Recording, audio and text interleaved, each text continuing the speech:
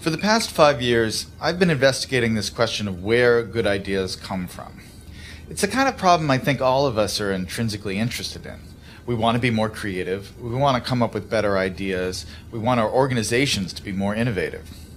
I've looked at this problem from an environmental perspective. What are the spaces that have historically led to unusual rates of creativity and innovation? And what I've found in all of these systems, there are these recurring patterns that you see again and again that are crucial to creating environments that are unusually innovative. One pattern I call the slow hunch, that breakthrough ideas almost never come in a moment of great insight, in a sudden stroke of inspiration. Most important ideas take a long time to evolve, and they spend a long time dormant in the background. It isn't until the idea has had 2 or 3 years, sometimes 10 or 20 years to mature, that it suddenly becomes accessible to you and useful to you in a certain way. And this is partially because good ideas normally come from the collision between smaller hunches, so that they form something bigger than themselves. So you see a lot in the history of innovation, cases of someone who has half of an idea. There's a great story about the invention of the World Wide Web in Tim Berners-Lee. This is a project that Berners-Lee worked on for 10 years. But when he started, he didn't have a full vision for this new medium he was going to invent. He started working on one project as a side project to help him organize his own data. He scrapped that after a couple years, and he started working on another thing.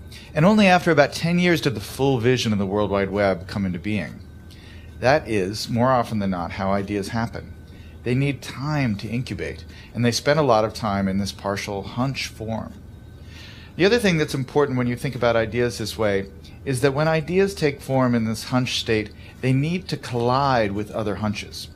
Oftentimes, the thing that turns a hunch into a real breakthrough is another hunch that's lurking in somebody else's mind.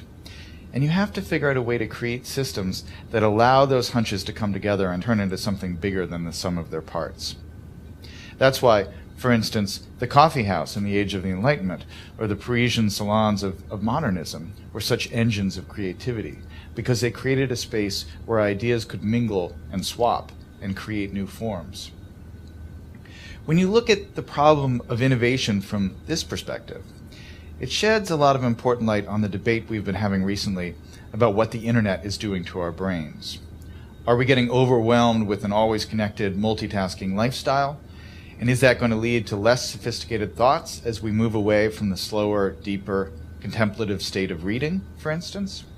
Obviously, I'm a big fan of reading, but I think it's important to remember that the great driver of scientific innovation and technological innovation has been the historic increase in connectivity, in our ability to reach out and exchange ideas with other people, and to borrow other people's hunches and combine them with our hunches and turn them into something new. That really has, I think, been, more than anything else, the primary engine of creativity and innovation over the last 600 or 700 years. And so yes, it's true we're more distracted.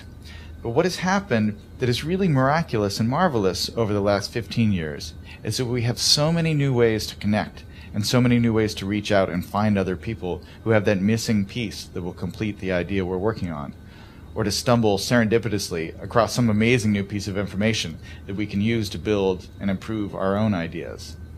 That's the real lesson of where good ideas come from, that chance favors the connected mind.